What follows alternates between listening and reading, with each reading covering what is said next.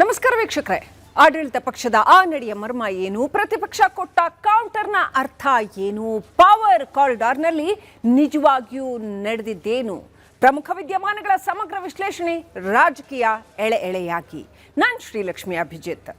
ತಮಿಳುನಾಡಿನಲ್ಲಿ ಮೂರನೇ ಮಗುವಿಗೂ ಕೂಡ 365 ದಿನಗಳ ಅಂದರೆ 1 ವರ್ಷ ಭರ್ಜರಿ ಹೆರಿಗೆ ರಜೆ ಕೊಡಲಾಗ್ತಾ ಇದೆ. ಇದ್ರ ಜೊತೆಗೆ ನವಜಾತ ಶಿಶುವಿಗೆ ಸರ್ಕಾರದಿಂದ ಉಚಿತವಾಗಿ 1 ಗ್ರಾಂ ಚಿನ್ನದ ಉಂಗುರ ಕೊಡ್ತಾರೆ. ಮೊದಲ ನೋಟಕ್ಕೆ ಇದು ಮಹಿಳಾ ಕಲ್ಯಾಣದ ಜನಪ್ರಿಯ ಯೋಜನೆ ಅಂತ ಅನಿಸಿದ್ರೂ ಕೂಡ ಇದರ ಹಿಂದೆ ದೊಡ್ಡದೊಂದು ಜನಸಂಖ್ಯಾ ಹಾಗೂ ರಾಜಕೀಯ ಲೆಕ್ಕಾಚಾರ ಅಡಗಿದೆ. ದಶಕಗಳ ಕಾಲ ನಾವಿಬ್ರು ನಮಗಿಬ್ರು ಅಂತ ಜನಸಂಖ್ಯಾ ನಿಯಂತ್ರಣಕ್ಕೆ ಮಾದರಿಯಾಗಿದ್ದ ತಮಿಳುನಾಡು ಈಗ 3ನೇ ಮಗುವಿಗೆ ಇಷ್ಟೆಲ್ಲ ರೆಡ್ ಕಾರ್ಪೆಟ್ ಹಾಸ್ತಾ ಇದೆಯಲ್ಲ, ಕಾರಣ ಏನು, ಇದರ ಮರ್ಮ ಏನು ನೋಡಿ.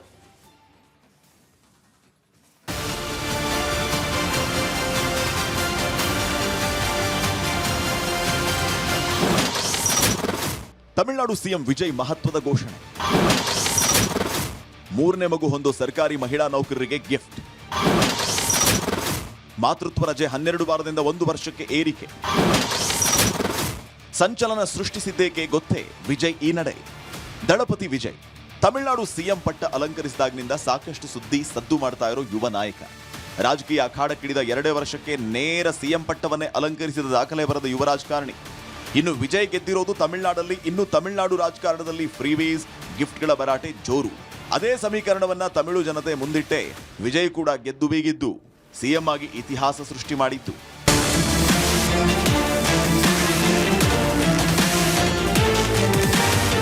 ಈಗ ಸಿಎಂ ವಿಜಯ್ ತಮ್ಮ ಸರ್ಕಾರದ ಮಹತ್ವದ ಘೋಷಣೆಯೊಂದನ್ನು ಮಾಡುವ ಮೂಲಕ ದಕ್ಷಿಣ ಭಾರತದಲ್ಲಿ ಅಷ್ಟೇ ಅಲ್ಲ ದೇಶದಲ್ಲೇ ಸಂಚಲನಕ್ಕೆ ಕಾರಣ ಆಗಿದ್ದಾರೆ. ಅದರಂತೆ ವಿಜಯ್ ತಮಿಳುನಾಡಲ್ಲಿ 3ನೇ ಮಗು ಹೊಂದೋ ಸರ್ಕಾರಿ ಮಹಿಳಾ ನೌಕರರಿಗೆ ಕೊಡುಗೆಯೊಂದನ್ನು ನೀಡಿದ್ದಾರೆ. ಅದರಂತೆ 3ನೇ ಮಗು ಹೊಂದೋ ಮಹಿಳಾ ನೌಕರರಿಗೆ ಈ ಹಿಂದೆ ಇದ್ದ 12 ವಾರಗಳ ಮಾತೃತ್ವ ರಜೆಯನ್ನ ಸೀದಾ 1 ವರ್ಷಕ್ಕೆ ಏರಿಸಿದ್ದಾರೆ.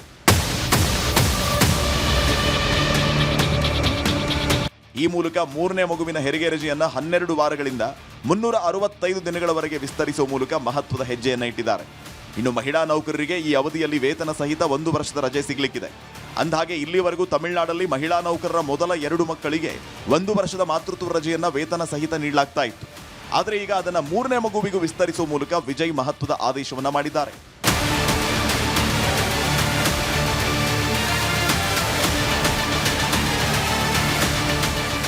ತಮಿಳುನಾಡಿನ ಮಹಿಳಾ ಸರ್ಕಾರಿ ಉದ್ಯೋಗಿಗಳಿಗೆ 3ನೇ ಮಗು ಆದರೆ ಪ್ರಸ್ತುತ ನೀಡಲಾಗುವ ಹೆರಿಗೆ ರಜೆಯನ್ನ 12 ವಾರಗಳಿಂದ 365 ದಿನಗಳಿಗೆ ಹೆಚ್ಚಿಸಲಾಗುವುದು ಅಂತ ಮಾನವ ಸಂಪನ್ಮೂಲ ನಿರ್ವಹಣಾ ಸಚಿವ ಡಿ ಶರತ್ ಕುಮಾರ್ ರಾಜ್ಯ ವಿಧಾನಸಭೆಯಲ್ಲಿ ಹೇಳಿದ್ದಾರೆ. ಇದರಂತೆ ತಮಿಳುನಾಡಿನಲ್ಲಿ ವಿವಾಹಿತ ಮಹಿಳಾ ಸರ್ಕಾರಿ ನೌಕರರು 2 ಮಕ್ಕಳು ಹೊಂದಿದ್ದು ಇದೀಗ 3ನೇ ಮಗು ಪಡೆಯುತ್ತಿದ್ದಲ್ಲಿ ಪೂರ್ಣ ವೇತನದೊಂದಿಗೆ 365 ದಿನಗಳವರೆಗೆ ಹೆರಿಗೆ ರಜೆಗೆ ಅರ್ಹರಾಗಿರ್ತಾರೆ.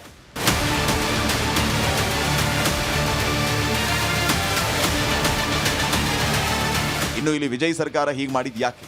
ತಮಿಳುನಾಡು ರಾಜಕಾರಣಿಗಳು ಹೇಗಿದ್ರೂ ತಮ್ಮ ರಾಜ್ಯದ ಜನರಿಗಾಗಿ ವಿಶೇಷ ಕೊಡುಗೆಗಳನ್ನು ಘೋಷಿಸ್ತಾನೆ ಇರ್ತಾರೆ. ಅದರ ಮತ್ತೊಂದು ಭಾಗವೇ ಇದಾ? ವಿಜಯ್ ಕೂಡ ಅದೇ ಹಾದಿಯಲ್ಲಿ ಮುನ್ನಡೀತಾ ಇದ್ದಾರಾ ಅನ್ನೋ ಪ್ರಶ್ನೆ ಮೂಡುತ್ತದಲ್ವೇ? ಆದರೆ ಅಸಲಿಗೆ ಇಲ್ಲಿ ತಮಿಳುನಾಡು ಸಿಎಂ ವಿಜಯ್ ಈ ಮಹತ್ವದ ಘೋಷಣೆ ಮಾಡುವುದರ ಹಿಂದಿನ ಅಸಲಿಯತ್ತೇ ಆ ರಾಜ್ಯದಲ್ಲಿ ಜನಸಂಖ್ಯಾ ಹೆಚ್ಚಳಕ್ಕೆ ಸರ್ಕಾರದ ವತಿಯಿಂದ ಪ್ರೋತ್ಸಾಹ ನೀಡೋದು.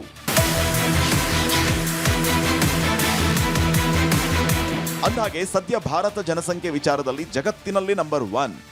ಚೀನಾವನ್ನು ಈ ವಿಚಾರದಲ್ಲಿ ಓವರ್ಟೇಕ್ ಮಾಡಿ ಭಾರತ ಭರ್ಜರಿ ಪರ್ಫಾರ್ಮೆನ್ಸ್ ನೀಡಿದೆ. ಇನ್ನು ಅನೇಕರು ಹೇಳ್ತಾರೆ ದೇಶದ ಜನಸಂಖ್ಯೆ ಹೆಚ್ಚಾದಷ್ಟು ಅದು ಆ ದೇಶಕ್ಕೆ ಲಾಸ್ ಹೊರತು ಲಾಭ ಅಲ್ಲ ಅಂತ. ಅಂಥದ್ರಲ್ಲಿ ವಿಜಯ್ ಈ ರೀತಿ ತಮಿಳುನಾಡು ರಾಜ್ಯದಲ್ಲಿ ಜನಸಂಖ್ಯೆ ಹೆಚ್ಚಳಕ್ಕೆ ಪ್ರೋತ್ಸಾಹ ಕೊಡ್ತಾ ಇರೋದು ಯಾಕೆ ಅನ್ನೋ ಬಗ್ಗೆಯೂ ಒಂದಿಷ್ಟು ಪ್ರಶ್ನೆಗಳು ಮೂಡುತ್ತದಲ್ವೇ?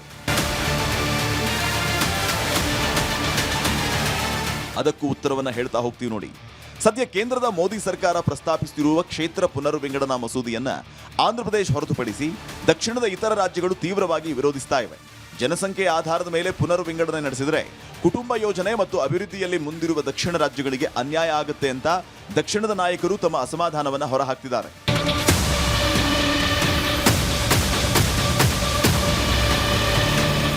ದಕ್ಷಿಣ ರಾಜ್ಯಗಳು ಶಿಕ್ಷಣ, ಆರೋಗ್ಯ ರಕ್ಷಣೆ ಮತ್ತು ಕುಟುಂಬ ಯೋಜನೆಯಲ್ಲಿ ಭಾರಿ ಹೂಡಿಕೆ ಮಾಡಿದೆ. ಅನೇಕ ಉತ್ತರದ ರಾಜ್ಯಗಳಿಗಿಂತ ಕಡಿಮೆ ಜನಸಂಖ್ಯಾ ಬೆಳವಣಿಗೆಯ ದರವನ್ನ ದಕ್ಷಿಣ ಭಾರತ ಹೊಂದಿದೆ. ಜನಸಂಖ್ಯೆ ಆಧಾರದ ಮೇಲೆ ಪುನರ್ವಿಂಗಡನಾ ಮಸೂದೆಯನ್ನ ಕೈಗೆತ್ತಿಕೊಳ್ಳೋದ್ರಿಂದ ಜನಸಂಖ್ಯೆ ಸ್ಫೋಟ ತಡೆಯುವಲ್ಲಿ ಯಶಸ್ವಿಯಾದ ರಾಜ್ಯಗಳಿಗೆ ತೀವ್ರ ಅನ್ಯಾಯ ಆದಂತಾಗುತ್ತೆ ಅನ್ನೋ ಕೂಗು ಬಲವಾಗ್ತಾ ಇದೆ.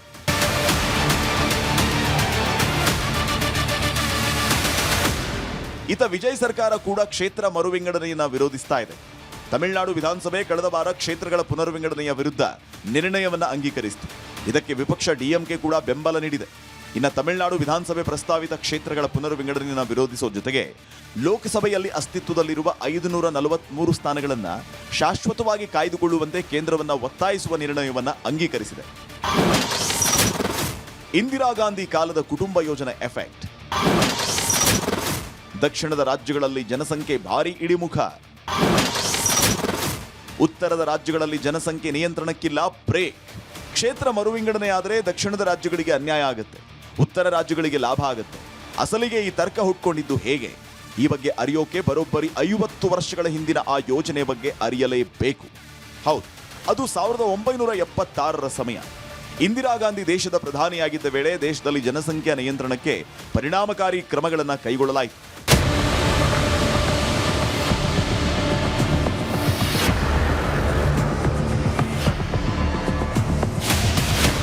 ಇಂದಿರಾ ಗಾಂಧಿ ಪುತ್ರ ಸಂಜಯ್ ಗಾಂಧಿ ನೇತೃತ್ವದಲ್ಲಿ ದೇಶದಲ್ಲಿ ಕಡ್ಡಾಯ ಜನಸಂಖ್ಯಾ ನಿಯಂತ್ರಣ ಕ್ರಮಗಳನ್ನು ಕೈಗೊಳ್ಳಲಾಗಿತ್ತು. ಅದರಂತೆ ಇದು ದೇಶದಲ್ಲಿ ಅಷ್ಟೇ ಎಫೆಕ್ಟಿವ್ ಆಗಿ ಜಾರಿಗೆ ಬಂದಿತ್ತು ಕೂಡ. ಇನ್ನು ಈ ಬಗ್ಗೆ ದೇಶದಲ್ಲಿ ಭಾರೀ ವಿರೋಧ ವ್ಯಕ್ತವಾಗಿತ್ತು. ಹೌದು, ಇಂದಿರಾ ಗಾಂಧಿ ಪುತ್ರ ಸಂಜಯ್ ಗಾಂಧಿ ಸಂತಾನ ಶಕ್ತಿಹರಣ ಶಸ್ತ್ರಚಿಕಿತ್ಸೆ ಯೋಜನೆಯನ್ನ ಬಲವಂತವಾಗಿ ಅನುಷ್ಠಾನಗೊಳಿಸುವುದಕ್ಕೆ ಮುಂದಾಗಿದ್ರು. ಅದರ ವಿರುದ್ಧ ಜನಾಕ್ರೋಶ ಭುಗಿಲೆದ್ದಿತ್ತು. ಆ ವೇಳೆಗೆ ಭಾರತದಲ್ಲಿ ಬರೋಬ್ಬರಿ 60.88 ಕೋಟಿ ಜನಸಂಖ್ಯೆ ಇತ್ತು.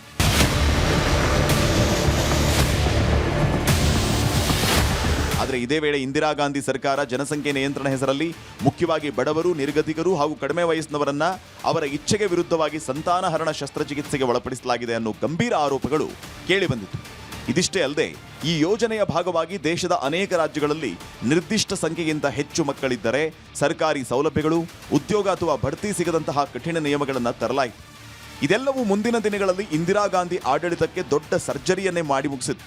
ಯಾಕಂದ್ರೆ 1977ರ ಸಾರ್ವತ್ರಿಕ ಚುನಾವಣೆಯಲ್ಲಿ ಇಂದಿರಾ ಗಾಂಧಿ ಸೋಲು ಕಾಣುವುದಕ್ಕೆ ತುರ್ತು ಪರಿಸ್ಥಿತಿಯ ಜೊತೆಗೆ ಈ ಕಡ್ಡಾಯ ಜನಸಂಖ್ಯಾ ನಿಯಂತ್ರಣ ಅಭಿಯಾನ ಕೂಡ ದೊಡ್ಡ ಮಟ್ಟದಲ್ಲಿ ಕೆಲಸ ಮಾಡಿತ್ತು ಎನ್ನಲಾಗುತ್ತೆ.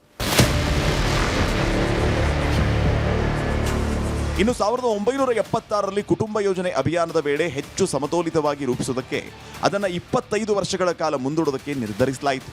ಜನಸಂಖ್ಯಾ ನಿಯಂತ್ರಣ ಉತ್ತೇಜಿಸುವುದಕ್ಕೆ ಮತ್ತು ಹೆಚ್ಚಿನ ಜನಸಂಖ್ಯೆ ಬೆಳವಣಿಗೆ ಇರುವ ರಾಜ್ಯಗಳು ಹೆಚ್ಚಿನ ಸ್ಥಾನಗಳನ್ನು ಪಡೆಯೋದನ್ನು ತಡೆಯೋದಕ್ಕೆ ಈ ಕ್ರಮ ಕೈಗೊಳ್ಳಲಾಗಿತ್ತು. ಇನ್ನು 2000ರವರೆಗೂ ಜಾರಿಯಲ್ಲಿದ್ದ ಈ ಪರಿಸ್ಥಿತಿಯನ್ನ 42ನೇ ತಿದ್ದುಪಡಿ ಕಾಯ್ದೆಯ ಮೂಲಕ ತರಲಾಗಿತ್ತು. 2001ರಲ್ಲಿ ಮತ್ತೆ 84ನೇ ತಿದ್ದುಪಡಿ ಕಾಯ್ದೆಯೊಂದಿಗೆ ಇದನ್ನು 2026ರವರೆಗೆ ಜಾರಿಗೆ ತರಲಾಯಿತು. ಅಂದಹಾಗೆ ಭಾರತದಲ್ಲಿ ಸಂಸತ್ ಮತ್ತು ವಿಧಾನಸಭೆ ಕ್ಷೇತ್ರಗಳ ವಿಂಗಡಣೆಗೆ ಜನಸಂಖ್ಯೆಯೇ ಮುಖ್ಯ ಅಳತೆಗೋಲು. ಇನ್ನು ದಕ್ಷಿಣದ ರಾಜ್ಯಗಳಾದ ಕರ್ನಾಟಕ, ತಮಿಳುನಾಡು, ಕೇರಳ, ಆಂಧ್ರಪ್ರದೇಶ, ತೆಲಂಗಾಣ ಸರ್ಕಾರದ ನೀತಿಗಳನ್ನು ಕಟ್ಟುನಿಟ್ಟಾಗಿ ಪಾಲಿಸಿ ಜನಸಂಖ್ಯೆಯನ್ನು ಯಶಸ್ವಿಯಾಗಿ ನಿಯಂತ್ರಿಸಿದೆ. ಆದರೆ ಉತ್ತರದ ಕೆಲ ರಾಜ್ಯಗಳಲ್ಲಿ ಸಾಕಷ್ಟು ಭಿನ್ನ. ಯಾಕಂದರೆ ಉತ್ತರ ಪ್ರದೇಶ, ಬಿಹಾರದಂತಹ ಜನಸಂಖ್ಯೆ ನಿಯಂತ್ರಣದ ಬದಲಾಗಿ ಜನಸಂಖ್ಯೆ ಹೆಚ್ಚಾಗಿದೆ.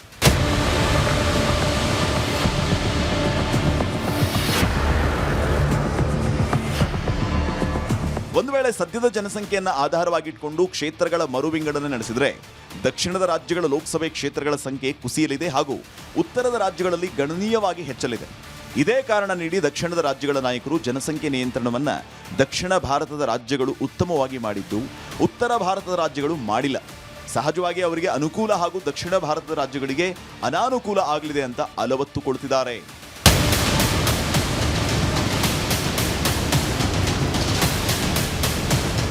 ಆ ಮೂಲಕ ಸಂಸತ್ನಲ್ಲಿ ಉತ್ತರದ ರಾಜ್ಯಗಳ ಪ್ರಾತಿನಿಧ್ಯ ಹೆಚ್ಚಾಗಲಿದೆ. ಇದೇ ಕಾರಣಕ್ಕೆ ಈಗ ದಕ್ಷಿಣದ ರಾಜ್ಯಗಳು ಜನಸಂಖ್ಯೆ ಹೆಚ್ಚಿಸುವ ಬಗ್ಗೆ ಗಮನ ಹರಿಸ್ತಾ ಇವೆ. ಅದೇ ಕಾರಣಕ್ಕೆ ವಿಜಯ್ ಈ ಯೋಜನೆ ಘೋಷಿಸುವ ಮೂಲಕ 3ನೇ ಮಗು ಹೆರೋಕೆ ಸರ್ಕಾರ ಮಹಿಳಾ ನೌಕರರಿಗೆ ಪ್ರೋತ್ಸಾಹ ಕೊಡ್ತಿದ್ದಾರೆ. ಅಂದಹಾಗೆ ಸದ್ಯ ಉತ್ತರದ ರಾಜ್ಯಗಳು ಹಾಗೂ ದಕ್ಷಿಣ ರಾಜ್ಯಗಳ ನಡುವಿನ ಜನನ ಪ್ರಮಾಣದ ಬಗ್ಗೆಯೂ ಹೇಳ್ತೀವಿ. ಅದರಂತೆ ದಕ್ಷಿಣ ಭಾರತದಲ್ಲಿ TFR ಅಂದರೆ ಟೋಟಲ್ ಫರ್ಟಿಲಿಟಿ ರೇಟ್ ಭಾರಿ ಇಳಿಕೆ ಕಂಡಿದೆ. ದಶಕಗಳಿಂದ ದಕ್ಷಿಣ ಭಾರತದಲ್ಲಿ TFR ಪ್ರಮಾಣ ಕಡಿಮೆ ಆಗಿದೆ. ಅಂದರೆ ದಕ್ಷಿಣ ಭಾರತೀಯ ಕುಟುಂಬಗಳಲ್ಲಿ ಮಕ್ಕಳ ಜನನ ಪ್ರಮಾಣ ಇಳಿಕೆಯಾಗಿದೆ. ರಾಷ್ಟ್ರೀಯ TFR ಸರಾಸರಿ 2.1ರಷ್ಟಿದ್ದರೆ ದಕ್ಷಿಣ ಭಾರತದಲ್ಲಿ ಅದು ಸರಾಸರಿ 1.8ಕ್ಕಿಂತ ಕಡಿಮೆ ಇದೆ.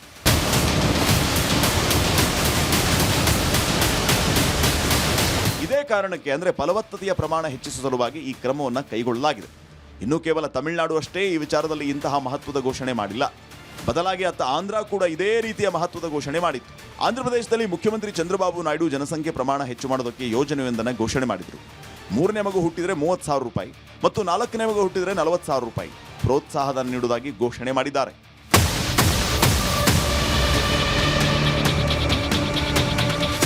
ಅಂದಹಾಗೆ ನಾಯ್ಡು ಸರ್ಕಾರ ಈ ಹಿಂದೆ ಆಂಧ್ರದ ದಂಪತಿಗೆ 2ನೇ ಮಗು ಪಡೆದರೆ 25,000 ರೂಪಾಯಿ ಪ್ರೋತ್ಸಾಹಧನ ನೀಡುವ ಯೋಜನೆ ಘೋಷಣೆ ಮಾಡಿತ್ತು.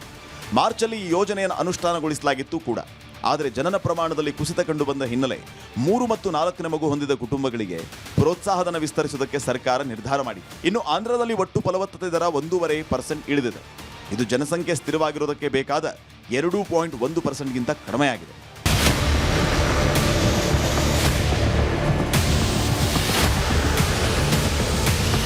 ಇದಿಷ್ಟೇ ಅಲ್ಲದೆ ರಾಜ್ಯದಲ್ಲಿ ವೃದ್ಧರ ಜನಸಂಖ್ಯೆ ಹೆಚ್ಚಾಗ್ತಾ ಇದ್ದು ಭವಿಷ್ಯದಲ್ಲಿ ಉದ್ಯೋಗಿ ಹಾಗೂ ಮಾನವ ಸಂಪನ್ಮೂಲದ ಕೊರತೆ ಉಂಟಾಗುವ ಆತಂಕ ಇದೆ. ಅದೇ ಕಾರಣಕ್ಕೆ 3ನೇ ಹಾಗೂ 4ನೇ ಮಗುವಿಗೆ ಪ್ರೋತ್ಸಾಹಧನ ಘೋಷಣೆ ಮಾಡಿತ್ತು. ಅಲ್ಲದೆ ತಲ್ಲಿಕಿ ವಂದನಂ ಯೋಜನೆಯಡಿ ಪ್ರತಿ ಮಗುವಿಗೆ ಶಿಕ್ಷಣಕ್ಕಾಗಿ ಹಣಕಾಸಿನ ನೆರವು, ಜೊತೆಗೆ ಮಕ್ಕಳನ್ನ ಹೊಂದಿದ ಮಹಿಳಾ ನೌಕರರು ಕೆಲಸ ಮಾಡುವ ಸ್ಥಳಗಳಲ್ಲಿ ಮಕ್ಕಳ ಆರೈಕೆ ಕೇಂದ್ರಗಳ ಸ್ಥಾಪನೆ ಮತ್ತು ಅಂಗನವಾಡಿಗಳ ಮೂಲಕ ಉತ್ತಮ ಪೌಷ್ಟಿಕಾಂಶ ಒದಗಿಸುವ ಪರಿಣಾಮಕಾರಿ ಕೆಲಸಕ್ಕೂ ಆಂಧ್ರ ಮುಂದಾಗಿದೆ.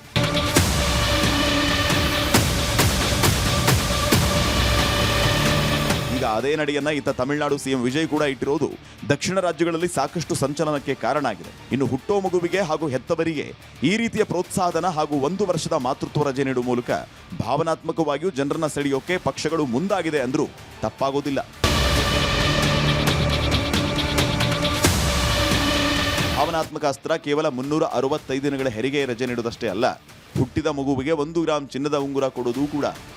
ಏನು ಈ ಯೋಜನೆಗಳ ಕಾರ್ಯ ಸಾಧು? ಕರ್ನಾಟಕದಲ್ಲಿ ಯಡಿಯೂರಪ್ಪನವರು ಜಾರಿಗೆ ತಂದ ಭಾಗ್ಯಲಕ್ಷ್ಮಿ ಯೋಜನೆಯಿಂದ ಕಲಿಬೇಕಾದ ಪಾಠ ಏನು? ತಮಿಳುನಾಡಲ್ಲಿ ವಿರೋಧ ಪಕ್ಷಗಳು ಹೇಳ್ತಾ ಇರೋದೇನು? ಅಸಲಿಗೆ ಈ ಯೋಜನೆಯ ಉದ್ದೇಶ ಸಾಕಾರವಾಗಬೇಕು ಅಂದರೆ ಆಗಬೇಕಾದ್ದೇನು? ಈ ಎಲ್ಲ ವಿವರಗಳು ಈ ಎಳೆ ವಿವರದ ಮುಂದಿನ ಎಡೆ. ಹೀಗೆ ತಮಿಳುನಾಡಲ್ಲಿ 3ನೇ ಮಗುಗೂ ಕೂಡ 365 ದಿನಗಳು ಅಂದರೆ 1 ವರ್ಷದ ಭರ್ಜರಿ ಹೆರಿಗೆ ರಜೆ ಕೊಡ್ತಾರೆ. ಇದ್ರ ಜೊತೆಗೆ ನವಜಾತ ಶಿಶುಗೆ ಸರ್ಕಾರದಿಂದ ಉಚಿತವಾಗಿ 1 ಗ್ರಾಂ ಚಿನ್ನದ ಉಂಗುರ ಕೊಡ್ತಾರೆ. ಮೇಲ್ನೋಟಕ್ಕೆ ಇದೆಲ್ಲ ಮಹಿಳಾ ಕಲ್ಯಾಣದ ಜನಪ್ರಿಯ ಯೋಜನೆ ಹಾಗೆ ಕಂಡರೂ ಕೂಡ ಇದರ ಹಿಂದೆ ಬಹಳ ದೊಡ್ಡ ಡೆಮೋಗ್ರಾಫಿಕ್ ಡಿವಿಡೆಂಡ್ ವಿಚಾರಕ್ಕೆ ಸಂಬಂಧಪಟ್ಟಂತೆ ರಾಜಕೀಯ ಲೆಕ್ಕಾಚಾರ ಅಡಗಿದೆ. ಅಂದರೆ ಜನಸಂಖ್ಯೆಗೆ ಸಂಬಂಧಪಟ್ಟಂತೆ ದಶಕಗಳ ಕಾಲ ನಾವಿಬ್ರು ನಮಗಿಬ್ರು ಅಂತ ಈ ಒಂದು ತಮಿಳುನಾಡು ಜನಸಂಖ್ಯಾ ನಿಯಂತ್ರಣಕ್ಕೆ ಬಹಳ ಹೆಸರಾಗಿತ್ತು. ಏನೆಲ್ಲ ಮಾಡಿದ್ರು ಜನಸಂಖ್ಯಾ ನಿಯಂತ್ರಣಕ್ಕೆ, ತಮಿಳುನಾಡಲ್ಲಿ ಅದು ನಿಯಂತ್ರಣದಲ್ಲಿ ಕೂಡ ಇತ್ತು. ಆದರೆ ಈಗ 3ನೇ ಮಗುವಿಗೆ ಇಷ್ಟೊಂದು ರೆಡ್ ಕಾರ್ಪೆಟ್ ಹಾಸ್ತಾ ಇದೆಯಲ್ಲ ತಮಿಳುನಾಡು, ಈ ಯೋಜನೆಗಳು ಕಾರ್ಯಸಾಧುನಾ? ಕರ್ನಾಟಕದಲ್ಲಿ ಯಡಿಯೂರಪ್ಪನವರು ಜಾರಿಗೆ ತಂದಂಥ ಭಾಗ್ಯಲಕ್ಷ್ಮಿ ಯೋಜನೆಯಿಂದ ಕಲಿಬೇಕಾದ ಪಾಠ ಏನು? ತಮಿಳುನಾಡಲ್ಲಿ ವಿರೋಧ ಪಕ್ಷಗಳು ಈ ವಿಚಾರವಾಗಿ ಏನು ಹೇಳ್ತಾ ಇದ್ದಾವೆ? ಅಸಲಿಗೆ ಈ ಯೋಜನೆಯ ಉದ್ದೇಶ ಸಾಕಾರ ಆಗಬೇಕು ಅಂದರೆ ಸರಿಯಾದ ಇಂಪ್ಲಿಮೆಂಟೇಷನ್ ಆಗಬೇಕು ಅಂದರೆ ಏನಾಗಬೇಕು? ಎಲ್ಲ ವಿವರ ನೋಡೋಣ ಎಳೆಯಾಗಿ.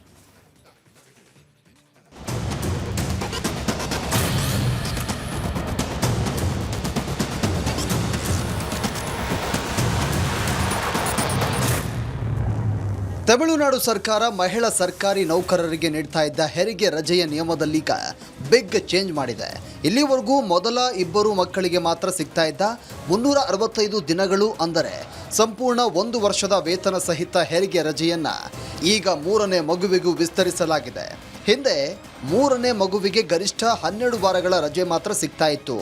ಆದರೆ ಈಗ ಆ ಮಿತಿಯನ್ನ ಕಳಚಿ ಹಾಕಲಾಗಿದ್ದು 3ನೇ ಮಗುವನ್ನ ಹೆತ್ತ ತಾಯಿಗೂ ಪೂರ್ಣ 1 ವರ್ಷದ ರಜೆ ದೊರೆಯಲಿದೆ.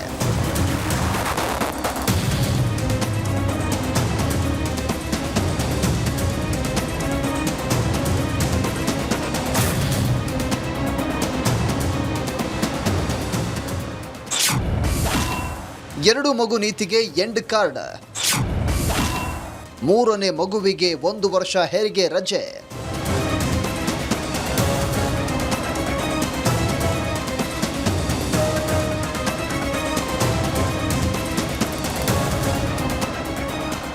ಇಲ್ಲಿ ನಾವು ಸೂಕ್ಷ್ಮವಾಗಿ ಗಮನಿಸಬೇಕಾದಂಥ ಒಂದು ಮುಖ್ಯ ವಿಚಾರವಿದೆ. ಈ 1 ವರ್ಷದ ರಜೆ ತಮಿಳುನಾಡಿನ ಎಲ್ಲ ಮಹಿಳೆಯರಿಗಲ್ಲ, ಕೇವಲ ಸರ್ಕಾರಿ ನೌಕರರಿಗೆ ಮಾತ್ರ ಸೀಮಿತ. ಹೀಗಾಗಿ ಪ್ರತಿಯೊಂದು ಕುಟುಂಬಕ್ಕೂ ಸರ್ಕಾರಿ ಮಟ್ಟದ ನೆರವು ಸಿಗುತ್ತಿದೆ ಎನ್ನಲಾಗುವುದಿಲ್ಲ. ಒಂದು ಕಾಲದಲ್ಲಿ ಜನಸಂಖ್ಯೆ ನಿಯಂತ್ರಣಕ್ಕೆ ಒತ್ತು ನೀಡಿದ್ದ ರಾಜ್ಯ, ಜನಸಂಖ್ಯೆಯ ನಿಯಂತ್ರಣವನ್ನು ಅತ್ಯಂತ ಪರಿಣಾಮಕಾರಿಯಾಗಿ ಜಾರಿ ಮಾಡಿದ್ದ ರಾಜ್ಯ, ಈಗ ಭವಿಷ್ಯದಲ್ಲಿ ಕೆಲಸ ಮಾಡುವ ಯುವ ಜನರ ಸಂಖ್ಯೆ ಕಡಿಮೆಯಾಗುವ ಆತಂಕ ಎದುರಿಸ್ತಾ ಇದೆ. ಅದರಲ್ಲೂ ರಾಜಕೀಯ ಪ್ರಾತಿನಿಧ್ಯಕ್ಕೆ ಜನಸಂಖ್ಯೆಯ ಮಾನದಂಡ ಅನ್ನೋದನ್ನು ಅರಿತು ಜನಸಂಖ್ಯೆಯ ಪ್ರಮಾಣ ಏರಿಕೆಗೆ ಒತ್ತು ನೀಡ್ತಾ ಇದೆ. ಇದೇ ಕಾರಣಕ್ಕೆ ಕಾಂಗ್ರೆಸ್ ಸಂಸದ ಮಣಿಕಂ ಟ್ಯಾಗೋರ್ ಸೇರಿದಂತೆ ಹಲವರು ಇದು 2 ಮಕ್ಕಳ ನೀತಿಯಿಂದ ದೂರ ಸರಿಯುತ್ತಿರುವ ಸೂಚನೆ ಎಂದು ಚರ್ಚೆಯನ್ನು ಹುಟ್ಟುಹಾಕಿದ್ದಾರೆ.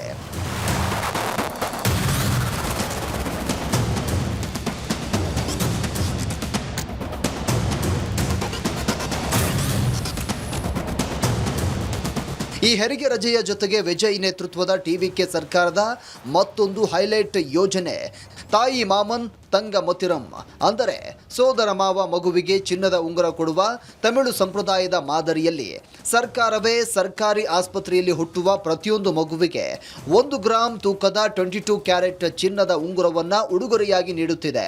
ಈ ಯೋಜನೆಯನ್ನ ಟಿವಿಕೆ ಪಕ್ಷ ತನ್ನ ಚುನಾವಣಾ ಪ್ರಣಾಳಿಕೆಯಲ್ಲೇ ಘೋಷಣೆ ಮಾಡಿತ್ತು.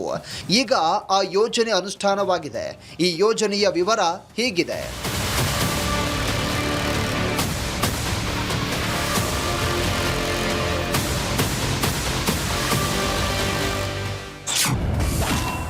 ಒಂದು ಮಗುವಿಗೆ 1 ಗ್ರಾಂ ಚಿನ್ನ,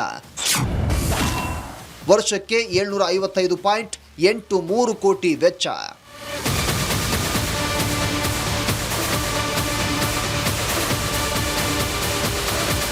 ಈ ಯೋಜನೆಗೆ ವರ್ಷಕ್ಕೆ ಬರೋಬ್ಬರಿ 755.83 ಕೋಟಿ ರೂಪಾಯಿ ವಿನಿಯೋಗಿಸಲಾಗ್ತಾ ಇದ್ದು, ಪ್ರಸ್ತುತ ಮಾರುಕಟ್ಟೆ ದರದಂತೆ ಒಂದು ಉಂಗುರದ ಮೌಲ್ಯ ಸುಮಾರು 15,000 ರೂಪಾಯಿ ಆಗುತ್ತದೆ. ಇಲ್ಲಿ ಗಮನಿಸಬೇಕಾದಂಥ ವ್ಯತ್ಯಾಸ ಅಂದರೆ ಚಿನ್ನದ ಉಂಗುರದ ಯೋಜನೆಗೆ ಮಕ್ಕಳ ಸಂಖ್ಯೆಯ ಮಿತಿಯಿಲ್ಲ. ಮಗುವಾಗಲಿ 3ನೇ ಮಗುವಾಗಲಿ ಸರ್ಕಾರಿ ಆಸ್ಪತ್ರೆಯಲ್ಲಿ ಹುಟ್ಟಿದ್ರೆ ಚಿನ್ನದ ಉಂಗುರ ಗ್ಯಾರಂಟಿ.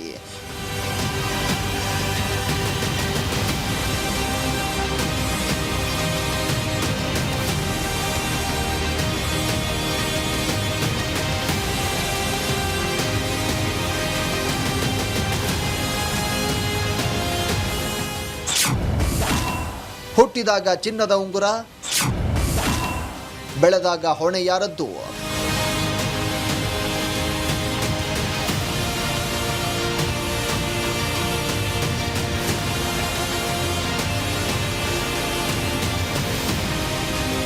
ಆದರೆ ಇಲ್ಲಿ ಸಾರ್ವಜನಿಕ ವಲಯದಲ್ಲಿ ದೊಡ್ಡ ಪ್ರಶ್ನೆ ಎದ್ದಿದೆ.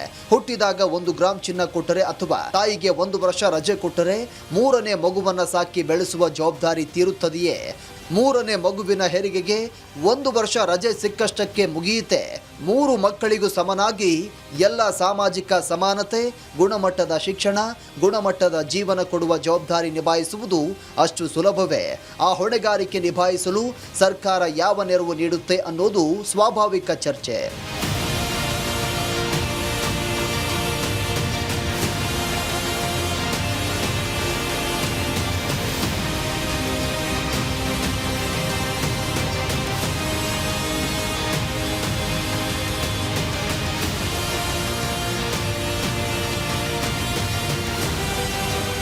ಅಂದಹಾಗೆ 3ನೇ ಮಗುವಿನ ಹೆರಿಗೆಗೆ 1 ವರ್ಷ ರಜೆ ನೀಡುವ ಯೋಜನೆ ಸರ್ಕಾರಿ ನೌಕರರಿಗೆ ಮಾತ್ರ ಅನ್ವಯ ಅನ್ನೋದು ಗಮನಾರ್ಹ. ಈ ಯೋಜನೆ ಖಾಸಗಿ ವಲಯದ ಉದ್ಯೋಗಿಗಳಿಗೆ, ಕೂಲಿ ಕಾರ್ಮಿಕರಿಗೆ, ಗೃಹಿಣಿಯರಿಗೆ ಈ ರಜೆ ಸಿಗೋದಿಲ್ಲ. ಬಟ್ಟೆ, ಆಹಾರ, ಶಿಕ್ಷಣ, ಆರೋಗ್ಯ, ಸಾರಿಗೆ, ಉನ್ನತ ಶಿಕ್ಷಣ ಹೀಗೆ 18 ವರ್ಷಗಳ ಸುದೀರ್ಘ ವೆಚ್ಚವನ್ನು 1 ವರ್ಷದ ರಜೆ ಸರಿದೂಗಿಸಲಾರದು. ಜೊತೆಗೆ ಒಂದು ವೇಳೆ ಈ ಯೋಜನೆ ಖಾಸಗಿಗೂ ವಿಸ್ತರಣೆ ಆದರೆ ಆಗ 1 ವರ್ಷದ ಹೆರಿಗೆ ರಜೆ ಕೊಡಬೇಕಾಗುತ್ತೆ ಎಂಬ ಆತಂಕದಲ್ಲಿ ಖಾಸಗಿ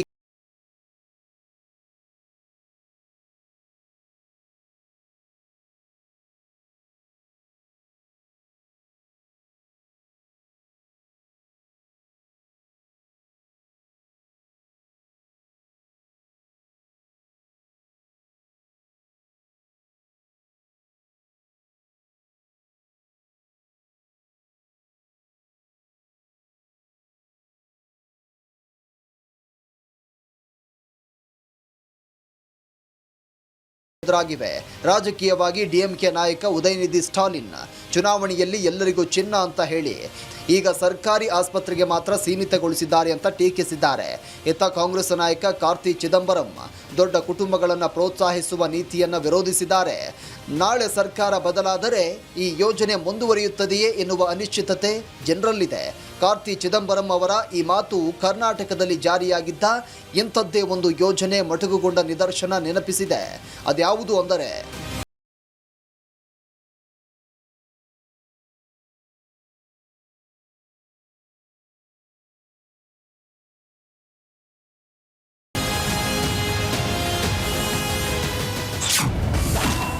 ಕರ್ನಾಟಕದ ಭಾಗ್ಯಲಕ್ಷ್ಮಿ ಯೋಜನೆ ಕಲಿಸಿದ ಪಾಠ. ಸರ್ಕಾರ ಬದಲಾದಾಗ ಹಿಂದಿನ ಯೋಜನೆಗೆ ಟಾಟಾ.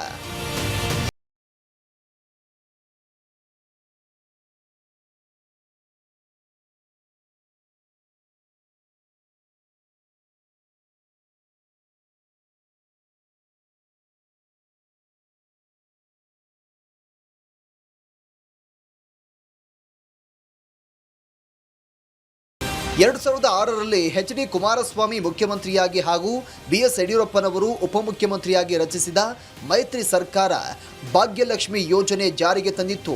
ಹುಟ್ಟಿದ ಪ್ರತಿ ಹೆಣ್ಣು ಮಗುವಿಗೆ 1 ಲಕ್ಷ ರೂಪಾಯಿ ಬಾಂಡ್ ನೀಡುವ ಕಾರ್ಯಕ್ರಮ ಇದಾಗಿತ್ತು. ಮಗು ಬೆಳೆದು 18 ವರ್ಷದ ವಯೋಮಾನಕ್ಕೆ ಕಾಲಿಟ್ಟಾಗ 1 ಲಕ್ಷ ರೂಪಾಯಿ ಹಣ ಸಿಗುವಂತೆ ಮಾಡುವ ಯೋಜನೆ ಇದಾಗಿತ್ತು. ಆದರೆ ಸಮ್ಮಿಶ್ರ ಸರ್ಕಾರದ ನಂತರ ಬಿಜೆಪಿ ಸರ್ಕಾರದಲ್ಲೂ ಮುಂದುವರಿದ ಯೋಜನೆಯ ನಂತರ ಕಾಂಗ್ರೆಸ್ ಸರ್ಕಾರ ಬಂದಾಗ ಮೊಟಕುಗೊಳ್ತು.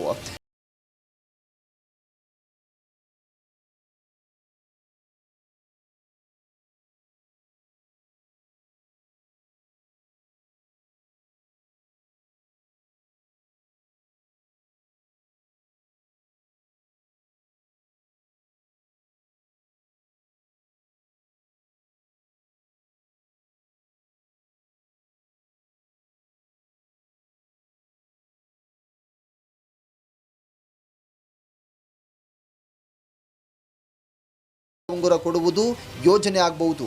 ಆದರೆ ಮಗುವಿನ 18 ವರ್ಷಗಳ ಭವಿಷ್ಯಕ್ಕೆ ಭದ್ರತೆ ಕೊಡುವುದು ನಿಜವಾದ ನೀತಿ. ಶಿಕ್ಷಣ, ಆರೋಗ್ಯ, ಡೇ ಕೇರ್ ಸೆಂಟರ್, ರಜೆ ಮತ್ತು ಮಹಿಳಾ ಉದ್ಯೋಗ ಭದ್ರತೆ ಒಟ್ಟಿಗೆ ಸಿಕ್ಕಾಗ ಮಾತ್ರ ಜನಸಂಖ್ಯಾ ಸಮತೋಲನ ಸಾಧ್ಯ.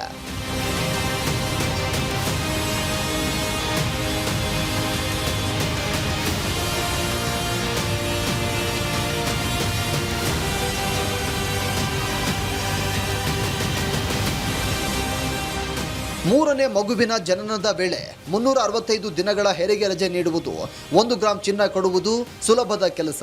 ಆದರೆ ಆ ಮಗುವಿಗೆ ಉತ್ತಮ ಭವಿಷ್ಯವನ್ನು ಕಟ್ಟಿಕೊಡುವುದು ನಿಜವಾದ ಕಲ್ಯಾಣ ರಾಜಕಾರಣ. ತಮಿಳುನಾಡಿನ ಜೋಸೆಫ್ ವಿಜಯ್ ನೇತೃತ್ವದ ಟಿವಿಕೆ ಸರ್ಕಾರದ ಈ ಹೆಜ್ಜೆ ತಮಿಳುನಾಡಿನ ಜನಸಂಖ್ಯಾ ಭವಿಷ್ಯವನ್ನ ಬದಲಾಯಿಸುತ್ತದೆಯೇ ಅಥವಾ ಬೊಕ್ಕಸಕ್ಕೆ ಹೊರೆಯಾಗಿ ಉಳಿಯುತ್ತದೆಯಾ? ಕಾಲವೇ ಉತ್ತರಿಸಬೇಕು. ದಕ್ಷಿಣ ಭಾರತದ ಫಲವತ್ತತೆ ದರ ಓವರ್ ದ ಇಯರ್ಸ್ ಕುಸಿತ ಕಾಣ್ತಾ ಬಂದಿದೆ. ಅಂದರೆ TFR, ಟೋಟಲ್ ಫರ್ಟಿಲಿಟಿ ರೇಟ್ ಅಂತ ಏನು ಹೇಳ್ತೀವಿ, ಇದು ವರ್ಷದಿಂದ ವರ್ಷಕ್ಕೆ ಕುಸಿತ ಕಾಣ್ತಾ ಬಂದಿದೆ ಉತ್ತರ ಭಾರತಕ್ಕೆ ಹೋಲಿಸಿದರೆ ಅನ್ನುವಂಥದ್ದು. ಸೊ ಒಟ್ಟು ನಮ್ಮ ಇಡೀ ದೇಶದ ಆವ್ರೇಜ್ TFR ಎಷ್ಟಿದೆಯಪ್ಪ ಅಂತ ನೋಡಿದ್ರೆ ಹತ್ತತ್ರ 2ರಷ್ಟಿದೆ. ಆದರೆ ದಕ್ಷಿಣದ ರಾಜ್ಯಗಳ TFR ಎಷ್ಟೆಷ್ಟಿದೆ ಅಂತ ಒಂದೊಂದಾಗಿ ನೋಡ್ತಾ ಹೋಗೋದಾದರೆ ತಮಿಳುನಾಡಿನಲ್ಲಿ TFR 1.8ರಷ್ಟಿದೆ. ಆಂಧ್ರ ಪ್ರದೇಶದಲ್ಲಿ 1.7ರಷ್ಟಿದೆ. ಅಲ್ಲೂ ಕೂಡ ಹೀಗೆ ಡೆಮೋಗ್ರಾಫಿಕ್ ಡಿವಿಡೆಂಡ್ ಜಾಸ್ತಿ ಮಾಡುವಂಥ ಒಂದು ಯೋಜನೆಯನ್ನು ಘೋಷಣೆ ಮಾಡಲಾಗಿದೆ.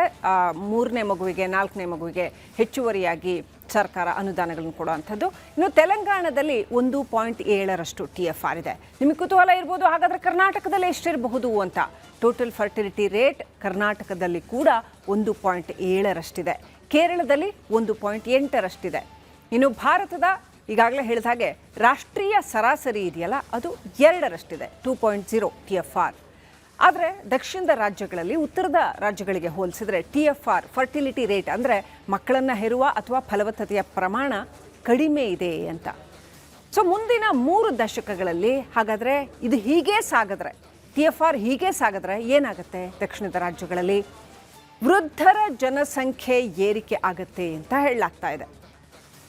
2021ರಲ್ಲಿ ದಕ್ಷಿಣ ಭಾರತದ ವೃದ್ಧರ ಪ್ರಮಾಣ 12.5%, 12.5ರಷ್ಟಿರುತ್ತೆ. 2036ರ ವೇಳೆಗೆ ಅಂದಾಜು ವೃದ್ಧರ ಪ್ರಮಾಣ 18.5ರಷ್ಟಿರುತ್ತೆ. 2050ರ ವೇಳೆಗೆ ಅಂದಾಜು ವೃದ್ಧರ ಪ್ರಮಾಣ 24%. ಸೊ ಹಾಗಾಗಿ ಹೆಚ್ಚು ಹೆಚ್ಚು ಮಕ್ಕಳನ್ನು ಹುಟ್ಟಿಸಿದ್ರೆ ಯುವ ಜನತೆ ಹೆಚ್ಚಾಗಿ ದಕ್ಷಿಣದ ರಾಜ್ಯಗಳಲ್ಲೂ ಕೂಡ ಮುಂದುವರಿತಾರೆ ಅನ್ನೋದು ಬಹುಶಃ ಇವರ ಒಂದು ಪ್ಲಾನ್ ಇರಬಹುದು. ಇನ್ನು ಮಕ್ಕಳನ್ನ ಈಗಾಗಲೇ ತಮಿಳುನಾಡಲ್ಲಿ ವಿರೋಧ ಪಕ್ಷಗಳು ಹೇಳಿದಾಗೆ 1 ಗ್ರಾಮ್ ಗೋಲ್ಡ್ ಕೊಟ್ಬಿಡೋದು ಅಥವಾ ಹುಟ್ಟಿದ ತಕ್ಷಣ ಒಂದು ಸ್ವಲ್ಪ ದುಡ್ಡು ಕೊಟ್ಬಿಡೋದು ಈಸಿ. ಆದರೆ 18 ವರ್ಷ ಆಗೋವರೆಗೂ ಅವ್ರನ್ನ ಬೆಳೆಸ್ಬೇಕಲ್ವಾ, ಅವ್ರ ಕೆಲಸಕ್ಕೆ ಸೇರೋವರೆಗೂ ಆ ಜವಾಬ್ದಾರಿ ತಂದೆ ತಾಯಿದೇ ಆಗಿರುತ್ತೆ. ಆಮೇಲೆ ಅವ್ರನ್ನ ಓದಿಸೋದಕ್ಕೆ ತಗೊಳ್ಳೋವಂಥ ವೆಚ್ಚ ಎಷ್ಟೆಷ್ಟು ಆಗುತ್ತೆ.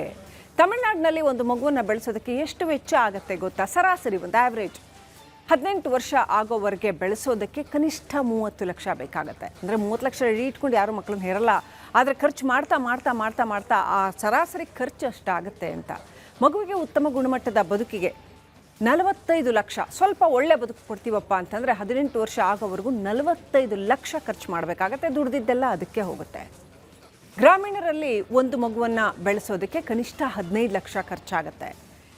ಇನ್ನು ಬೇರೆ ಬೇರೆ ಕಡೆನೂ ಅಷ್ಟೇ, ಚೆನ್ನಾಗಿ ಬೆಳೆಸೋದಕ್ಕೆ 22 ಲಕ್ಷ ಗರಿಷ್ಠ ಗ್ರಾಮೀಣ ಭಾಗದಲ್ಲಿ. ಇನ್ನು ತಮಿಳುನಾಡಿನಲ್ಲಿ ಶಿಕ್ಷಣದ ಸರಾಸರಿ ವೆಚ್ಚ ನೋಡಿದ್ರೆ, ಎಜುಕೇಷನ್ ಕೊಡಿಸ್ಬೇಕು ಒಂದು ಮಗುಗೆ ಎಷ್ಟಾಗುತ್ತಪ್ಪ, ಒಂದು ಒಳ್ಳೆ ಎಜುಕೇಷನ್ ಪೂರೈಕೆ ಮಾಡೋವರೆಗೂ ಕೊಡಿಸ್ಬೇಕು ಅಂತಂದರೆ ಆವ್ರೇಜ್ 8 ರಿಂದ 15 ಲಕ್ಷ ರೂಪಾಯಿಗಳಾಗುತ್ತೆ. ಅಂದರೆ ತಂದೆ ತಾಯಿ ದುಡ್ದಿರೋ ಪ್ರತಿ ರೂಪಾಯಿಯೂ ಕೂಡ ಸೇವ್ ಮಾಡಬೇಕಾಗತ್ತೆ. ಹಂಗಿದೆ ಪರಿಸ್ಥಿತಿ ಅಂತ. ಇನ್ನು ಲೋಕಸಭಾ ಕ್ಷೇತ್ರ ಪುನರ್ವಿಂಗಡಣೆ ಆಗ್ತಾ ಇದೆಯಲ್ಲ, ಅದು ಸವಾಲನ್ನು ತಂದಿದೆ. ಏನು ಸವಾಲು ಅಂತ ನೋಡೋದಾದರೆ, ಜನಸಂಖ್ಯೆ ಆಧಾರಿತ ಸಂಸತ್ ಕ್ಷೇತ್ರಗಳ ಹಂಚಿಕೆಯ ಆತಂಕ ದಕ್ಷಿಣದ ರಾಜ್ಯಗಳನ್ನು, ವಿಶೇಷವಾಗಿ ತಮಿಳುನಾಡನ್ನು ಕಾಡ್ತಾ ಇದೆಯಾ. ಅಂದರೆ MP ಸೀಟ್ಗಳು ಕಡಿಮೆ ಸಿಕ್ಬಿಡುತ್ತೆ ಅಂತ ಆ ಒಂದು ಆತಂಕ ಕಾಡ್ತಾ ಇದೆಯಾ ಬೇರೆ ರಾಜ್ಯಗಳಿಗೆ ಹೋಲಿಸಿದ್ರೆ. ಆಗ ರಾಜಕೀಯ ಪ್ರಾತಿನಿಧ್ಯ ಕಡಿಮೆ ಆಗತ್ತೆ ತಾನಾಗೆ. ಹಾಗಾಗಿ ಜನಸಂಖ್ಯೆ ಹೆಚ್ಚು ಮಾಡ್ಕೊಳ್ಳೋದಕ್ಕೆ ತಮಿಳುನಾಡು ಪ್ರಯತ್ನಿಸ್ತಾ ಇದೆಯಾ.